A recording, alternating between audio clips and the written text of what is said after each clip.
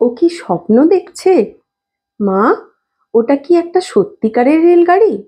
ওই যে স্কুলের মাঠে দাঁড়িয়ে আছে। এই স্কুলে পুরনো অচল রেলের কামরার ভিতরে পড়াশুনো হতো। কথাটা তত্ত্বচান ঠিক বিশ্বাস করতে পারছিল না। রেলগাড়িতে স্কুল! আমাদের গল্প পাঠের আসরে আজকে আমরা এসেছি দ্বিতীয় পর্বে। তত্ত্বচান এই গল্পটি পাঠ করছি, আমরা করে আপনাদের শোনাচ্ছি। গত পর্বে কিছুটা পড়েছিলাম আমরা, তারপর আজকে আবার গল্প পাঠ শুরু হচ্ছে। আমাদের এই গল্প পাঠ যদি আপনাদের ভালো লাগে তাহলে আমাদের একটা লাইক করতে পারেন, ভিডিওটা যথেচ্ছভাবে শেয়ার করতে পারেন যাতে সকলে শুনতে পারে, আমাদের কথাগুলো তাদের কাছে পৌঁছতে পারে। আর যদি ভালো মনে করেন আমাদের চ্যানেলটি সাবস্ক্রাইব করে আমাদের পাশে থাকতে পারেন। পাশে থাকা বেল আইকনটি প্রেস করলে আমাদের সমস্ত ভিডিওর নোটিফিকেশন আপনারা পেয়ে যাবেন। চলুন আজকে শুরু করি তত্ত্বচান এই গল্পটির দ্বিতীয় পর্ব। আজকের পর্বের হেডলাইন নতুন স্কুল। নতুন স্কুলের গেটখানা দেখা মাত্র তত্ত্বচান থমকে দাঁড়িয়ে পড়ল। আগের স্কুলের গেটে ভারী সিমেন্টের থামের উপরে স্কুলের নামটা বড় বড় অক্ষরে লেখা ছিল। তত্ত্বচান দেখল যে এই স্কুলের গেটটা অনেক নিচু, আর তার ওপর অনেক ডালপালা লতা পাতা এসে পড়েছে। এই গেটটা তো দেখছি গাছের মতো বড় হচ্ছে, তত্ত্বচান বলল। তারপর বাড়তে বাড়তে একদিন টেলিফোনের খুঁটির চেয়েও লম্বা হয়ে যাবে। ঠিকই বুঝেছিল তত্ত্বচান, ওই স্কুলের গেটটা আসলে ছিল দুটো সত্যিকারের গাছ দিয়ে তৈরি। হাওয়ায় স্কুলের নাম লেখা বোর্ডটা একটু সরে গিয়েছিল, তাই কাছাকাছি পৌঁছানোর পর তত্ত্বচানকে বেশ ঘাড় কাত করে নামটা পড়তে হলো। তোমই গাকুয়েন। তোমই মানে কি? কথাটা মাকে জিজ্ঞেস করতে যাবে এমন সময় কি একটা যেন দেখে ও বিস্ময়ে মাটিতে উবু হয়ে বসে পড়ল। আর বসে বসে ভালো করে ঝোপের ভিতর দিয়ে দেখার চেষ্টা করতে লাগলো। ও কি স্বপ্ন দেখছে? মা, ওটা কি একটা সত্যিকারের রেলগাড়ি? ওই যে স্কুলের মাঠে দাঁড়িয়ে আছে। এই স্কুলে পুরনো অচল রেলের কামরার ভিতরে পড়াশোনা হতো। কথাটা তত্ত্বচান ঠিক বিশ্বাস করতে পারছিল না। রেলগাড়িতে স্কুল! সকালের সূর্যের আলোতে রেলগাড়ির জানলাগুলো চকচক করছিল, কিন্তু ছোট্ট যে মেয়েটা ওই গাড়ির দিকে অবাক বিস্ময়ে তাকিয়েছিল তার মুখটা যেন ওই জানলার চেয়েও বেশি চকচক করছিল। এরপরের অধ্যায়, এই স্কুলটা আমার খুব পছন্দ। মুহূর্তের মধ্যে তত্ত্বচান হুই বলে লাফিয়ে উঠে ছুটতে শুরু করলো রেলগাড়ি স্কুলের দিকে। পিছন ফিরে মাকে একবার বলল, তাড়াতাড়ি চলো, আমরা গিয়ে ট্রেনে উঠে পড়ি। ঠিক কি করবেন বুঝতে না পেরে মাও ছুটতে লাগলেন ওর পিছনে। মা একসময় বাস্কেটবল খেলতেন, তাই তত্ত্বচানের চেয়ে জোরেই ছুটতে পারতেন। তত্ত্বচান একটা কামরার দরজায় পৌঁছানোর ঠিক আগে মা ওর জামাটা ধরে ফেললেন। এখন ঢোকা যাবে না বাবা, মা ওকে টেনে ধরে বললেন। ওগুলো তো ক্লাসরুম, আগে ওরা তোমাকে ভর্তি করে নিক, তারপর। যদি তুমি সত্যিই এই রেলগাড়িতে চাপতে চাও তাহলে তোমাকে হেডমাস্টার মশাইয়ের সঙ্গে খুব সুন্দর করে কথা বলতে হবে। এখন আমরা ওর সঙ্গে দেখা করব, যদি সব ঠিকমতো হয় তাহলে তুমি এই স্কুলে পড়বে, ঠিক আছে? ঠিক আছে। প্রস্তাবটা ঠিক মনোমতন না হলেও তত্ত্বচান মেনে নিল। একটু থেমে ও বলল, মা জানো, আমার না এই স্কুলটা দারুণ পছন্দ হয়েছে। তোমার পছন্দ অপছন্দতে তো কিছু এসে যায় না বাবা, মা মনে মনে বললেন। আসলে তো ওদের তোমাকে ভালো লাগতে হবে। মা মনে মনে এইসব বললেন, তবে মুখে নয়। কেবল মেয়ের জামাটা ছেড়ে দিয়ে হাত ধরে হেডমাস্টার মশাইয়ের অফিসের দিকে চললেন। রেলের কামরাগুলোতে সকালের পড়াশুনো শুরু হয়ে গিয়েছিল বলে সব চুপচাপ শান্ত হয়েছিল। স্কুল চত্বরটা তেমন বড় নয়, চারদিক পাঁচিলের বদলে গাছ দিয়ে ঘেরা, আর কোথাও কোথাও মাঠের উপরে ফুলের জন্য আলাদা করে জায়গা করা, তাতে লাল হলুদ ফুল ফুটে রয়েছে। হেডমাস্টার মশাইয়ের অফিসটা রেলগাড়ির মধ্যে নয়, স্কুলের গেট দিয়ে ঢুকেই উল্টো দিকে যে একতলা বাড়ি তার ডান দিকের একটা ঘরে অফিস। 7 ধাপ গোল সিঁড়ি বেয়ে উঠে তবে সেখানে যেতে হয়। মায়ের হাত ছাড়িয়ে ছুটে সিঁড়ি দিয়ে উঠতে উঠতে হঠাৎ তত্ত্বচান থমকে দাঁড়ালো। আর একটু হলে ওর সঙ্গে মায়ের ধাক্কা লেগে যাচ্ছিল আর কি। কি হলো? মা জিজ্ঞাসা করলেন।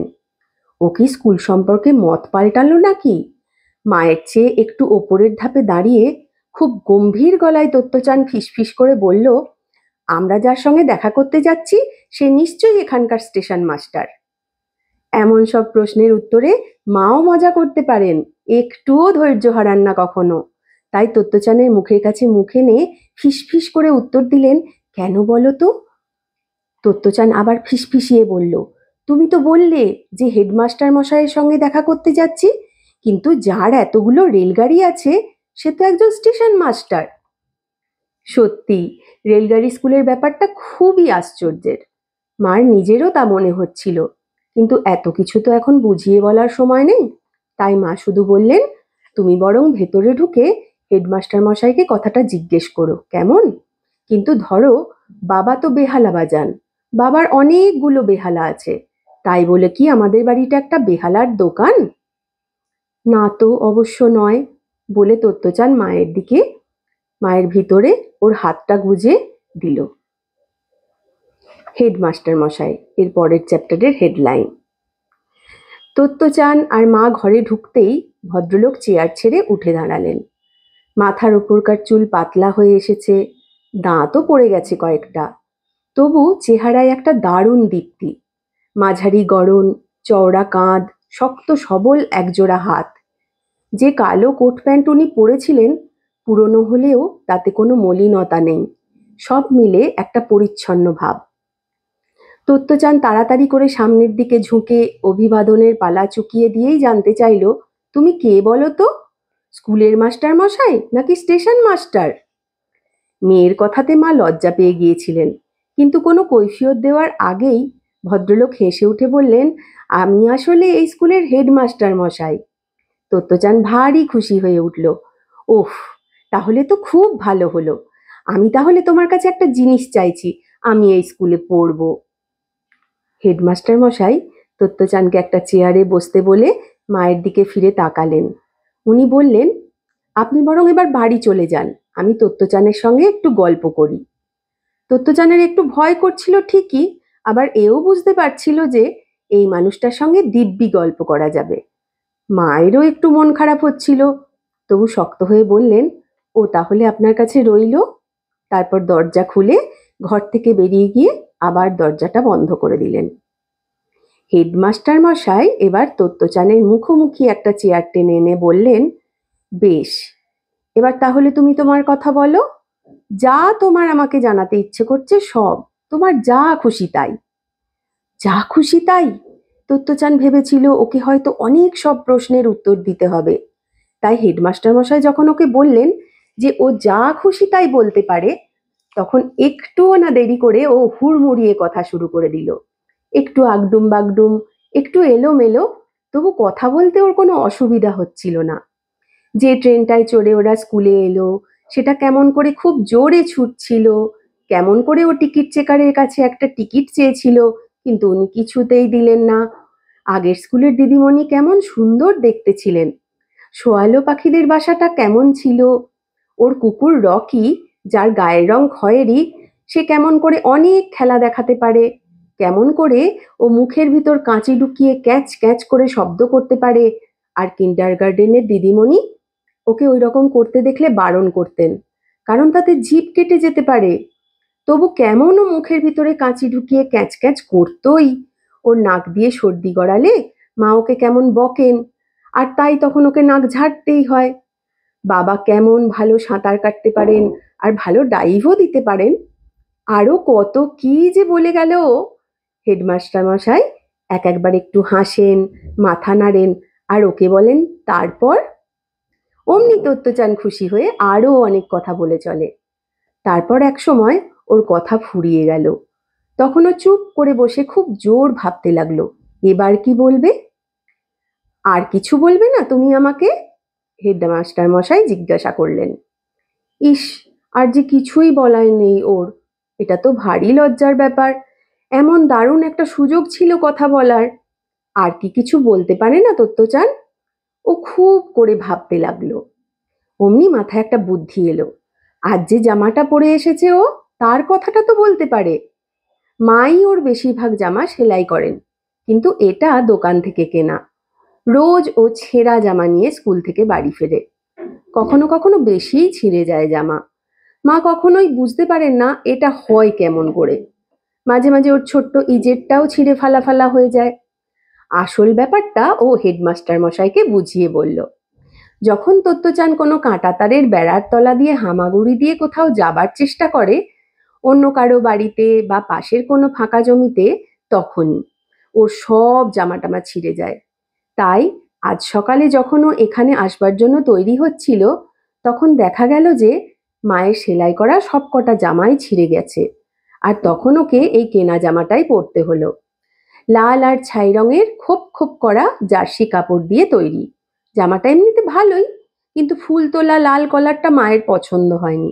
মা বলেছে এই ফুলগুলোতে রুচি নেই একটুও। বলে তোত্তচান কলারটা তুলে হেডমাস্টার মশাইকে দেখালো। এরপর যতই ভাবে, কিছুতেই আর বলার মতো কিছু মাথায় আসে না। মনটা একটু খারাপ হয়ে গেল। এমন সময় হেডমাস্টার মশাই উঠে দাঁড়িয়ে তোত্তচানের মাথার ওপর ওর মস্ত উষ্ণ হাতটা রেখে বললেন, বেশ, এখন তুমি এই স্কুলের ছাত্রী হয়ে গেলে। ঠিক এই কথাগুলোই বললেন হেডমাস্টার মশাই। আর সেই মুহূর্তে তোত্তচানের মনে হলো এই মানুষটার মতো চমৎকার একজন মানুষের সঙ্গে আগে কখনো ওর দেখা হয়নি। আসলে এর আগে কেউ কখনো তো ওর কথা এত মন দিয়ে শোনেইনি। এতক্ষণ ধরে একবারও হাই না তুলে, বিরক্তি বা ক্লান্তি প্রকাশ না করে একটানা ওর কথা শুনে গেছেন হেডমাস্টার মশাই। দেখে মনে হচ্ছিল কথাগুলোতে উনিও যেন ওর মতো মজা পাচ্ছেন। তোত্তচান তখনও সময় দেখতে শেখেনি, তবুও ও বুঝতে পারছিল যে বেশ অনেকটা সময় কেটে গেছে। যদি ওর সময়ের কোনো জ্ঞান থাকতো, তাহলে ও সত্যিই অবাক হয়ে যেত। আর এই হেডমাস্টার মশাইকে আরো ভালো মনে হতো। কারণ মায়ের সঙ্গে তোত্তচান স্কুলে এসেছিল সেই সকাল 8টায়। আর যখন ওর কথা শেষ হলো আর হেডমাস্টার মশাই ওকে বললেন যে ও এই স্কুলের ছাত্রী হয়ে গেছে, তখন পকেট থেকে ঘড়িটা বার করে উনি বললেন, এই তো দুপুরের খাবার সময় হয়ে গেছে। মানে তোত্তচান নিশ্চয়ই 4 ঘন্টা ধরে টানা বকবক করেছিল। এর আগে বা পরে কোনোদিনই কিন্তু বড়রা কেউ তোত্তচানের কথা এতক্ষণ ধরে শোনেননি। তাছাড়া মা এবং ওর আগের স্কুলের দিদিমণি বোধহয় ভাবতেই পারতেন না যে 7 বছরের একটা শিশুর 4 ঘন্টা ধরে বলার মতো এত কথাও থাকতে পারে। ওকে যে আগের স্কুল থেকে তাড়িয়ে দেওয়া হয়েছিল এবং অনেকেই যে ওকে নিয়ে কি করবেন বুঝতে পারতেন না, এসব কিছুই তোত্তচান জানতো না। ওর স্বভাবটা এমনিতেই খুব হাসি খুশি, তাই বেশিরভাগ সময়ই ও নিজের জগতে আপন খেয়ালে থাকতো। বাইরে কি ঘটছে, কে কি বলছে, এসব ও ঠিক ধরতে পারতো না।